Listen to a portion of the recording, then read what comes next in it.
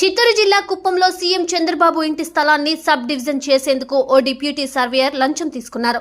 విశ్వసనీయ వర్గాల సమాచారం మేరకు చంద్రబాబు ప్రతిపక్ష నేతగా ఉన్నప్పుడు శాంతిపురం మండలం కడపల్లి పంచాయతీ శివపురం వద్ద స్థలాన్ని కొనుగోలు చేశారు. జాతీయ రహదారి పక్కనే ఉన్న వ్యవసాయ భూమిలో గృహ నిర్మాణం చేసేందుకు తెలుగుదేశం నాయకులు భూ వినియోగ మార్పిడికి దరఖాస్తు ఇచ్చారు. స్థలాన్ని సబ్ డివిజన్ చేయాలని కోరగా డిప్యూటీ సర్వేయర్ సద్దాం హుస్సేన్ 1.80 లక్షల లంచాన్ని డిమాండ్ చేశారు. ఆ మొత్తం ఇవ్వడంతో దస్త్రం ముందుకు కదిలింది.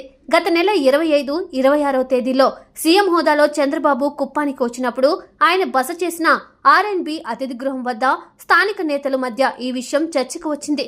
దీనిపై కలెక్టర్ సుమిత్ కుమార్, సంయుక్త కలెక్టర్ శ్రీనివాసులు ఆరా తీయగా లంచం భాగోతం వెలుగు చూసింది.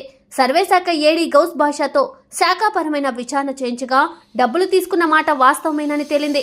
భూ సర్వే కోసం సద్దాం హుస్సేన్ ₹1,00,000 డిమాండ్ చేశారని గత నెల 27న శాంతిపురం మండలానికి చెందిన ఓ రైతు ఉన్నతాధికారులకు ఫిర్యాదు చేశారు. దీనిపైన విచారణ జరిపి అది కూడా నిజమేనని నిర్ధారించారు.